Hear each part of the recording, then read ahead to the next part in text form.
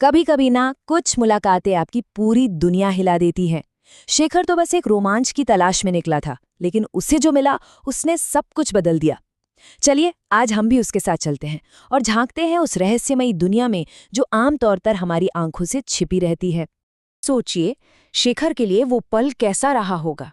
अचानक सीढ़ियों से उतरते हुए साधुओं का एक पूरा का पूरा जत्था, शरीर पर सिर्फ भस्म लगी हुई, आंखें ऐसी जैसे उनमें कोई आग जल रही हो, और चारों तरफ हर हर महादेव का जयघोष गूंज रहा था। एक पल के लिए तो उसे लगा कि मानो वो किसी दूसरी ही दुनिया में आ गया हो। और बस वहीं शेखर के दिमाग में सवालों का तूफान आ गया। वो आया तो सिर्फ एक एडवेंचर के लिए था, लेकिन अब उसके सामने एक बहुत गहरा रहस्य खड़ा था। कौन है ये लोग? और सबसे बड़ा सवाल, क्या कोई सच में अपनी मर्जी से ऐसा जीवन चुन सकता है? इसी सवाल ने हमें इस सफर पर आगे बढ़ाया।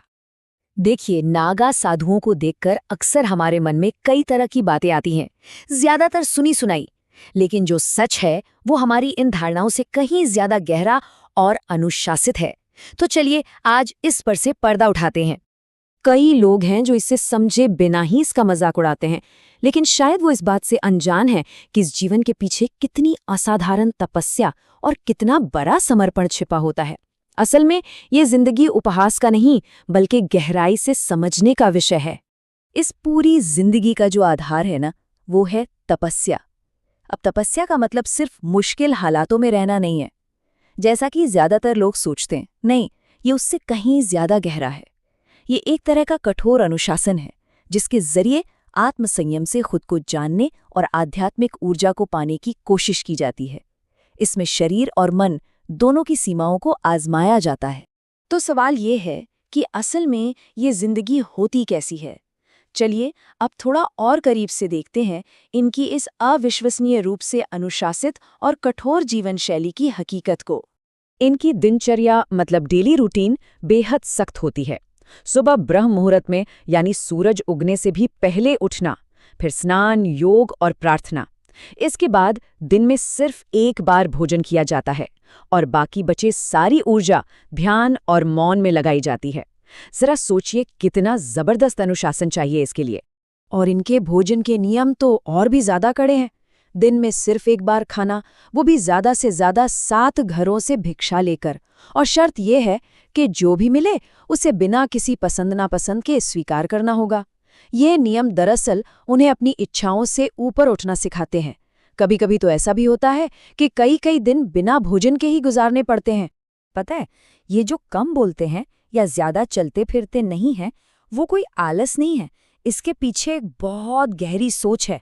उनका मानना है कि हर शब्द बोलने में और हर कदम चलने में ऊर्जा खर्च होती है, और वो अपनी इसी ऊर्जा को साधना के लिए बचाकर रखना चाहते हैं।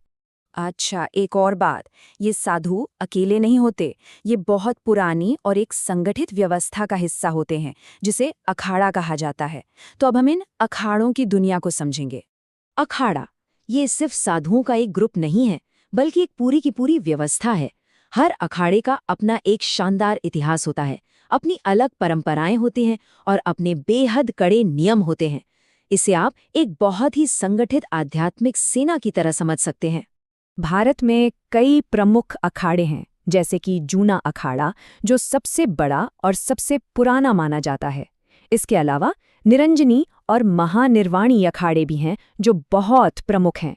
ये सभी अखाड़े हजारों साल पुरानी परंपरा को आज भी जिंदा रखे हुए हैं।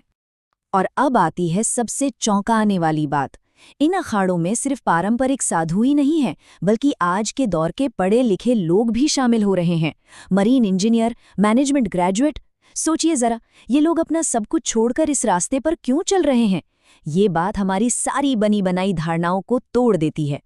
तो ये सब जानने के बाद शेखर की तरह ही हमारा नजरिया भी तो बदलता है ना?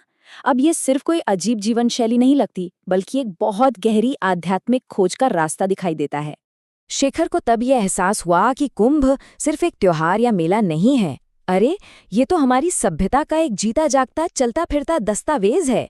एक ऐसी जगह जहां हजारों साल पुरानी परंपराएं, ज्ञान और जीवन दर्शन सब एक साथ देखने को मिलते हैं। आखिरकार इस दुनिया को समझने के लिए हमें अपनी इस भौतिकवादी सोच से थोड़ा ऊपर उठना होगा, उसके पर्दे के पार देखना होगा और तभी शेखर ने मन ही मन ये तय कर लिया कि वो एक दिन इन पर एक डॉक्यूमेंट्री जरूर बनाएगा ताकि दुनिया इनकी असली कहानी को देख और समझ सके। और ये पूरी कहानी हमें एक आखिरी सवाल के साथ छोड़ जाती है। आज की इस भागदौड़ और चीजों को इकट्ठा करने वाली दुनिया में, जहां हर तरफ शोर ही शोर है, वहां सब कुछ त्याग देने वाले इस जीवन से हम क्या सीख सकते हैं? इस पर सोचिएगा जरूर।